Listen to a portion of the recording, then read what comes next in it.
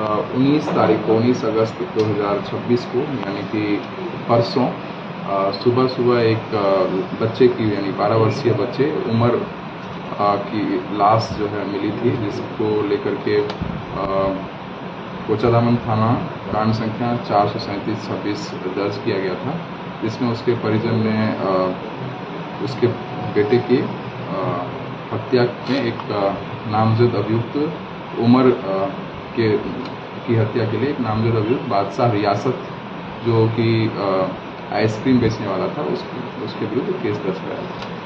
चूँकि यह केस बहुत ही संवेदनशील था और 12 वर्षीय बालक की बहुत ही निर्मम तरीके से हत्या की गई थी, तो इसको लेकर के SIT गठित किया गया था और SIT के सभी पुलिस पदाधिकारियों ने दिन रात लगातार 24 घंटे इसमें मेहनत किया और इस कांड में तकनीकी और मानवीय आसूचना का भी संकलन किया गया। CCTV फुटेज को भी देखा गया, तो CCTV फुटेज से ये पता चला कि 18 तारीख को ये बच्चा जो था जो वहीं पर बगल के स्कूल में अपने गांव में, इसका गांव है सारेगोरा वार्ड नंबर 6, वहाँ पर स्कूल नहीं गया था उस दिन, तो इसके पिताजी ने डांटा था और स्कूल ये फिर निकला था, परंतु स्कूल गया नहीं था। इसी क्रम में इसको एक वहाँ पर आइसक्रीम बेचने वाला जो बादशाह रियासत, जिसकी उम्र 24 वर्ष, पिता तस्लीम और वो पोहिता का रहने वाला है, कोचाधामन का ही, वो आइसक्रीम बेचता था इसके स्कूल में भी आकर के। तो उससे पहले भी वो कई बार जो है वहाँ उससे मिला था, तो जान पहचान उसकी हो गई थी। पहले वो केला भी बेचने एक बार आया था, तो उससे जान पहचान हुई थी, तो उसके साथ वो चला गया था। जब उससे पूछा था कि क्यों तुम मेरे साथ आना चाह रहे हो, तो बोला था कि पिताजी डांटते फटकारते रहते हैं और इसलिए पूछा था कि मुझे आइसक्रीम में धक्का मारने के लिए, आइसक्रीम वाला ठेला को धक्का मारने के लिए एक आदमी की ज़रूरत है। तो पूछा था कि कितना रुपया दोगे, तो उसने कहा था कि मैं अगर पैसा ठीक ठाक हुआ तो 150-200 रुपया तुमको दे दूँगा। तो ये उसके आइसक्रीम वाले ठेले पर तो धक्का लगाते हुए और वो बीच में बैठ जाता था। तो कई जगह पर CCTV में ये दिखा था।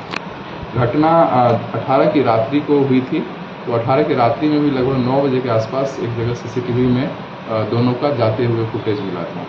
इसकी गिरफ्तारी जब की गई बादशाह रियासत की, ये बहादुरगंज से गिरफ्तार हुआ है, बहादुरगंज थाना क्षेत्र से। तो उसके बाद उसने पूरे घटनाक्रम के बारे में अपना अपराध स्वीकार किया और सब कुछ बता दिया कि किस तरह से उसने घटना किया था।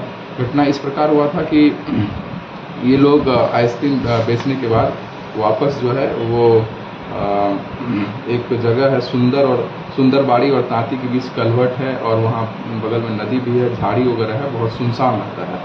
तो उस जगह पर जो है ये दोनों पहुँचा था और वहाँ पर पूर्व से ही लोग गांजा और दारू भी खरीद लिया था कहीं पर, वहाँ बैठ करके पिया था। उसके बाद जब पैसे की बात आई तो उस दिन जो है इसको 400 रुपया 600 रुपया टोटल जो है बिक्री हुआ था, जिसमें 400 रुपया कंपनी वाले को दिया था और कुल मिलाकर के इसको 180 रुपया ही मिला था। तो इसने 50 रुपया इसको दिया। तो ये बहुत गुस्सा गया जो उमर था और उसने कहा तुमने 150-200 रुपया बोला था देने के लिए और 50 ही दे रहे हो। तो दोनों बीच में विवाद हुआ और उसी में मारपीट शुरू हो गई और इसमें इसने क्या किया कि उसके ज़ोर से उठा के कलवट पर 2-3 बार पटक दिया।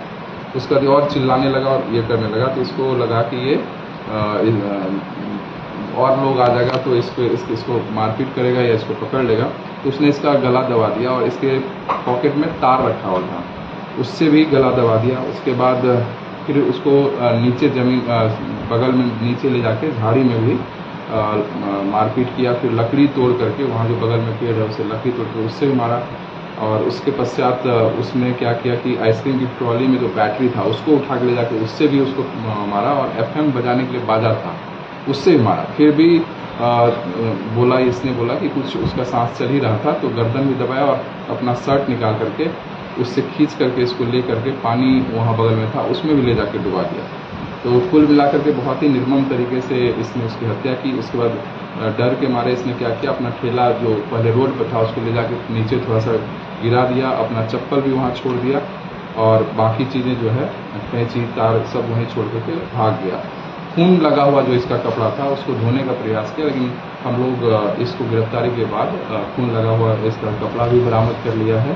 साथ ही साथ इसके निशानदेही पर तार और जिस लकड़ी से इसने मारा था वो सब भी बरामद हो गया। तो कुल मिलाकर के इस घटना का पूरी तरह से उद्भेदन हो गया, साक्ष्य भी इसमें संकलित हो गया और ये दोनों के बीच में जो आइसक्रीम बेचने वाला था उसने इसको बहला फुसला करके ले गया था और पैसे नहीं देने पर दोनों के बीच में जो विवाद हुआ इसको लेकर के हुआ।